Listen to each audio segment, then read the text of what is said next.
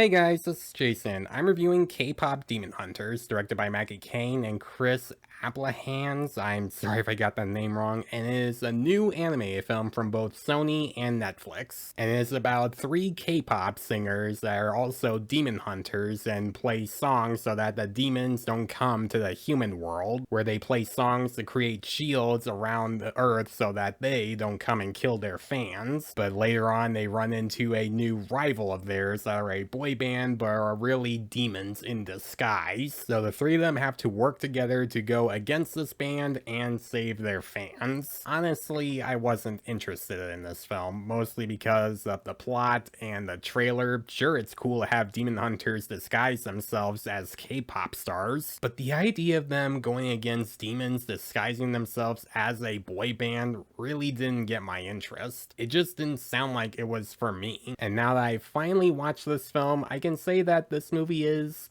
good. It's not one of my favorites of this film, but I did enjoy the film. It does have some issues, mostly relating to the story, like with how this movie starts. It starts with an 8-minute exposition opening where it explains who the demon hunters were over the years and who our three main demon hunters are, and what their backstories were and how they became a band. Like, it really rushes a lot of that in these first 8 minutes. Instead of like just having a little bit more time to develop these characters and not like just have characters just explain everything about them. But after that entire opening and we get the main plot going, that's where the film finally picks up and it gets interesting. And it's not really like the boy band that's the most interesting part. It's really something else that this movie sets up. And it's hard for me to describe it because it's a big spoiler and I don't want to give anything away in this video. But if you've seen this film, then you probably already know what I'm talking about. But if you don't,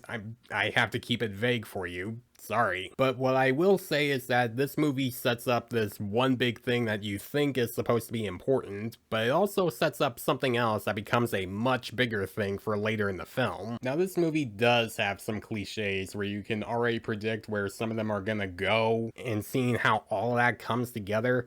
But the reason I can forgive this film for that is the execution, where this film does manage to take those cliches and make them work for this film, where it leads to some sympathetic moments between our three main leads of the film, and the three of these characters have great chemistry together, where you can definitely feel their friendship throughout the film. You get why they get along very well, and they carry a lot of emotion throughout the film. And the three of these actresses voicing both Mira, Zoe, and Rumi do a really good job here. You believe in their chemistry, they're very likable, and admittedly adorable. This is also a pretty funny movie. I found a few funny moments throughout the film, and some surprising adult humor as well. Like, without getting into details, there's one scene involving a song that they're trying to write. That's all I'm gonna say. The animation is really good. Sure, a lot of people are gonna make comparisons to the Spider-Verse films because they have similar animation. And yeah, you can see the similarities, but I really can't say that that's an issue because that's kind of been a trend nowadays, where we would have other animated films in this similar style, like movies like Puss in Boots: The Last Wish, or The Bad Guys, or Teenage Mutant Ninja Turtles: Mutant Mayhem, but they do a lot of stuff that makes them feel different and not like copying off of Spider-Verse. Like with Spider-Verse, it has a very comic book style with a little bit of other influences like cartoon animation and anime, while The Bad Guys also has a similar anime style. Puss in Boots has a fantasy and western style, and Mutant Mayhem has a bit of a kiddie style where they're drawings that just look like they were just scribbles. And this movie definitely goes for an anime feel with some of the action or some of the expressions on the characters' faces, which can lead to some funny moments and sometimes make them look meme-worthy, although there are times where the animation can look a little weird or more like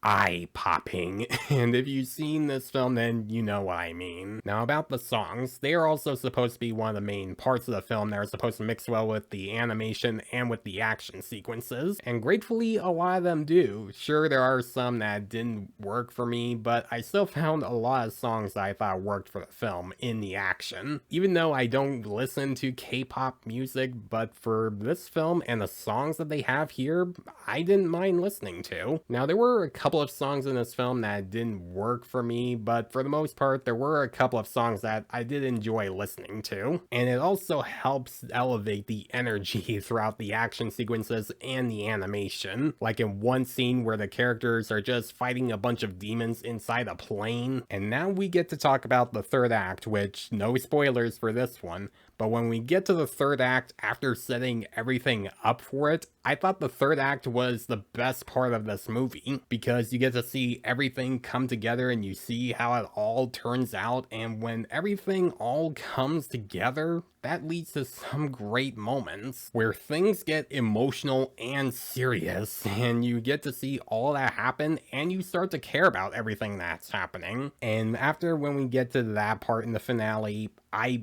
cared about what was going on. And there's also a good message in this film about accepting yourself for who you are and not like trying to hide it from other people around you, because keeping something like that big of a secret inside you can do some things to you mentally and not in a very healthy way. And it's not a good way to help with your problems. It's the kind of problem that will consume you if you keep it a secret. Now again, if you've seen this film, then you already know what I'm talking about with the message. And that is actually a good message for both kids and maybe teenagers that can take away from this film and learn from it. K-pop Demon Hunters isn't an amazing film. It does have some issues with the story being predictable, and there are some songs that I didn't really like that much. And it has an opening scene that was filled with too much exposition and was just rushing things. And really the plot itself isn't that great. But what does help the film is the execution, with 3 likable main characters, great animation, really good action sequences, and songs that I will admit are pretty catchy. I will also say, if you're a fan of K-pop music and animes like Demon Slayer, then you will have a fun time with this film, because this movie is kind of similar to the animation in Demon Slayer. And even after watching this film, I do get why a lot of people loved it, because it has a story that makes them feel sympathy for its characters. I'm gonna give K-pop Demon Hunters a B+.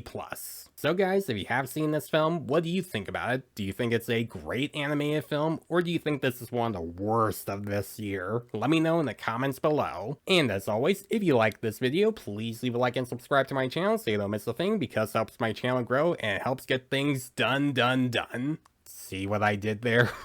Hit the notification bell so you know what other videos I'm posting. Follow me on Facebook and Instagram. Thanks for watching, guys, and I'll see you in the next one.